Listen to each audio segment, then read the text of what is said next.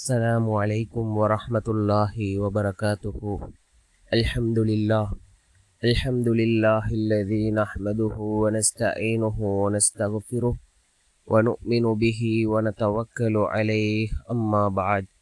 அன்பிற்குரிய அல்லாஹ்வின் நல்லடியார்களே, அன்பு சகோதரர்களே, நாம் தொடர்ச்சியாக பார்த்து வரக்கூடிய துஆக்களினுடைய திக்ருகளினுடைய தொகுப்பில் இன்று நாம் பார்க்க இருக்கின்ற விடயம் என்னவென்றால், நாம் இன்றைய தினம் இந்த துஆவை 30 தடவைகள் ஓதி அல்லாஹ்விடம் பிரார்த்தனை செய்வோம்.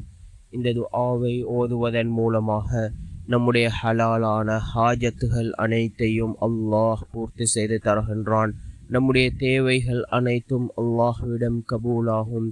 அதே போன்று நம் கற்பனைக்கு எட்டாத காரியங்களை கூட அல்லாஹ் உடனடியாக நமக்கு அல்லாஹ் வழங்குகின்றான். அப்படிப்பட்ட மிகச்சிறந்த ஒரு துஆவை தான் நாம் இன்றைய வீடியோவில் பார்க்க இருக்கின்றோம்.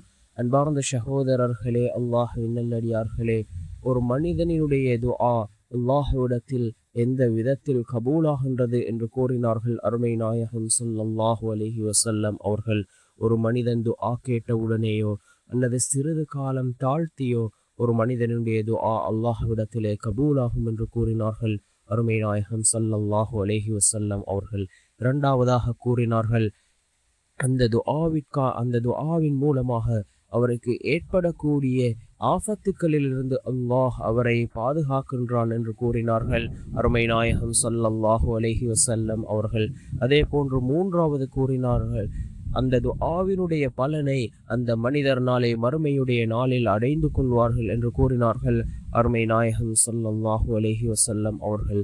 அன்பார்ந்த சகோதரர்களே, அல்லாஹ்வின் நல்லடியார்களே, நாம் கேட்கக்கூடிய துஆக்கள் ஒரு போதும் வீணாகுவதில்லை. நாம் அதிகமாக துஆக்களை கேட்போம். நிச்சயமாக அல்லாஹ் ஜல்ல சுப்ஹானஹு வ தஆலா நம்முடைய வாழ்க்கையில் துஆக்களின் மூலமாக சிறந்த மாற்றத்தை அல்லாஹ் ஏற்படுத்தி தருவான். அன்றைய காலகட்டத்தில் வாழ்ந்த சஹாபாக்களாக இருக்கலாம், இமாம்களாக இருக்கலாம், தங்களுடைய வாழ்க்கையில் ஏதாவது ஒரு தேவை ஏற்பட்டால் 2 ரக்காத் தொழுதுவிட்டு அல்லாஹ்விடம் கையேந்தக்கூடியவர்களாக இருந்தார்கள். ஒரு சஹாபி தன்னுடைய தோட்டத்திற்கு தண்ணீர் தேவை, அவர்கள் தொழுதுவிட்டு கையேந்தினார்கள். அவர்களுடைய தோட்டத்திற்கு மாத்திரம் அல்லாஹ் மலையை பொழிய வைத்தான். இவ்வாறு துஆவினுடைய சிறப்புகள் ஏராளம் இருக்கின்றது. அன்பார்ந்த சகோதரர்களே, அல்லாஹ்வின் நல்லடியார்களே, நாம் இந்த துஆவை ஓதுவோம். நம்முடைய ஹாஜத்துகள் தேவைகள் நிறைவேறக்கூடிய மிக முக்கியமான ஒரு துஆ.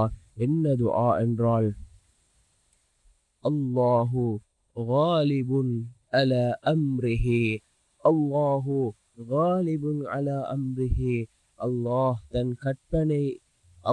தான் கற்பனையை நிறைவேற்றுவதில் மிகைத்தவனாக இருக்கின்றான் என்று வரக்கூடிய அல் குர்ஆனினுடைய 12வது அத்தியாயத்தின் 21வது வசனம். இதனை நாம் ஒவ்வொரு நாளும் 30 தடவைகள் ஓதி வருவோம்.